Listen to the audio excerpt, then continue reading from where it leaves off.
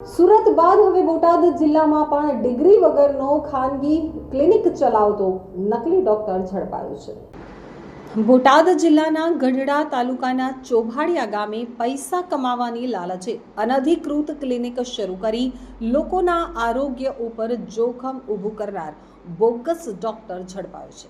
મૂળ ઉમરાળા તાલુકાના દડવા ગામનો રહેવાસી ધાર્મિક પંડ્યા છેલ્લા 5 માસથી ગઢડાના ચભાડિયા ગામે ડિગ્રી વગર ક્લિનિક ચલાવતો હતો। આ બોગસ ડોક્ટરે 9 ધોરણ સુધી અભ્યાસ કરેલો અને ડિગ્રી વગર ક્લિનિક ચલાવતા હોવાનું બહાર આવ્યું છે। ગઢડા પોલીસે ચભાડિયા ગામે ક્લિનિક ઉપર તપાસ કરતા ક્લિનિકમાંથી અલગ અલગ કંપનીઓની દવાઓ, સર્જિકલ સાધનો, સ્ટેથોસ્કોપ સહિત ₹34,189નો મુદ્દામાલ મળી આવ્યો હતો। આ મુદ્દામાલ કબજે લઈ સમગ્ર હકીકત અંગે ગઢડા પોલીસે તપાસ ચલાવી છે।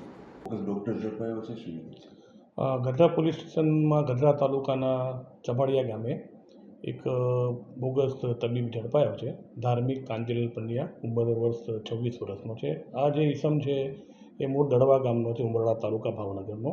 એ છેલ્લા 5 મહિનાથી એક બોગસ તબીબ બનીને અહીંયા ક્લિનિક ચલાવતો હતો। એવી બાતમી પોલીસને મળતા પોલીસે ત્યાં રેડ કરી અને ધાર્મિક કાંતિલાલ પંડ્યા મળી આવ્યો। એની પાસેથી મેડિકલ અંગેનું સર્ટિફિકેટ માંગતા એની પાસે કોઈ સર્ટિફિકેટ નહોતું, એટલે એને ત્યાંથી સ્ટેથોસ્કોપ અને જુદા જુદા ઇન્જેક્શનો અને બેરોમીટર બધું રાખીને બધાની સારવાર કરતો હતો અને લોકોના આરોગ્ય સાથે ચેડા કરતો હતો।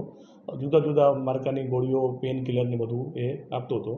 પ્રાથમિક પૂછપરછ દરમિયાન આ જે ઈસમ છે 9 ધોરણ સુધી ભણેલો છે અને તળાજાની અંદર એણે ડિપ્લોમા ઇન નેચરોપેથી કરેલું છે એવું એ કહી રહ્યો છે, પણ એ બાબતે પોલીસ તપાસ કરી રહી છે। હાલમાં એના વિરુદ્ધમાં ગુનો દાખલ થયો છે અને હાલ તપાસ ચાલુ છે।